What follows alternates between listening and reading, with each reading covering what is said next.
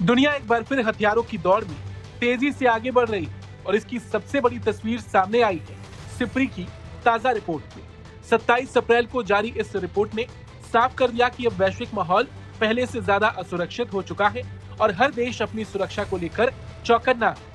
Report के मुताबिक साल 2025 में पूरी दुनिया का सैन्य खर्च रिकॉर्ड स्तर पर पहुंच गया और इसका आंकड़ा भी बहुत बड़ा है, करीब 28.87 लाख करोड़ रुपए। ये 2024 के मुकाबले 2.9% ज्यादा है।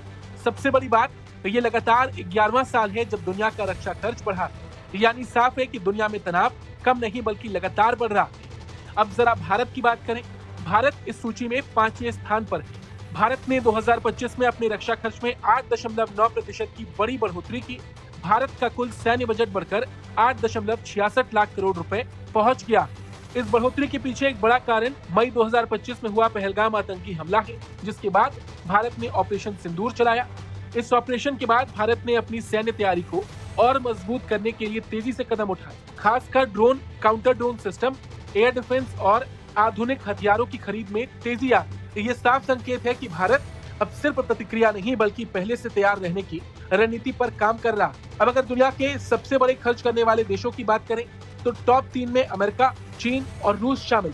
इन तीनों देशों ने मिलकर 2025 में करीब 13.91 लाख करोड़ रुपए खर्च किए, जो पूरी दुनिया के कुल रक्षा खर्च का 51%। अमेरिका ने 2025 में 8.97 लाख करोड़ रुपए खर्च किए, जो 2024 से 7.5% कम है। वहीं पाकिस्तान की अगर बात करें तो पाकिस्तान का रक्षा खर्च 11% बढ़कर लगभग 1.12 लाख करोड़ रुपए हो गया।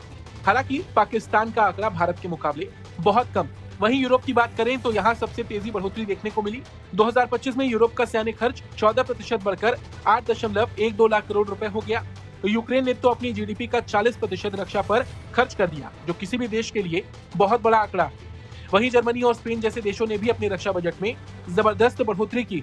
मध्य पूर्व में स्थिति थोड़ी स्थिर रही, तो यहाँ कुल खर्च में सिर्फ 0.1% की मामूली बढ़ोतरी हुई। इजराइल का खर्च घटा क्योंकि हमास के साथ संघर्ष विराम हो गया था, जबकि तुर्की ने अपना बजट बढ़ाया। ईरान का खर्च लगातार दूसरी बार घटा, लेकिन सबसे तेज उछाल एशिया और ओशिनिया में देखने को मिला। यहाँ रक्षा खर्च 8.1% बढ़कर 6.40 लाख करोड़ रुपए पहुंच गया, जो 2009 के बाद सबसे तेज बढ़ोतरी। जापान, ताइवान और खासकर चीन ने अपने बजट में बड़ी बढ़ोतरी की। चीन ने अकेले 3.16 लाख करोड़ रुपए खर्च किए, जो इस क्षेत्र में उसकी बढ़ती सैन्य ताकत को दिखाता है। अब सबसे बड़ा सवाल, दुनिया इतनी तेजी से हथियारों पर पैसा क्यों खर्च कर रही है? इसका जवाब भी सिप्री की रिपोर्ट में छिपा है। दुनिया के अलग अलग हिस्सों में तनाव लगातार बढ़ रहा है। रूस यूक्रेन युद्ध, मध्य पूर्व का संकट, चीन ताइवान तनाव और भारत पाकिस्तान के बीच बढ़ती खींचतान। हर देश को लग रहा है कि अगर वो अभी तैयार नहीं हुआ तो भविष्य में खतरा बढ़ सकता है।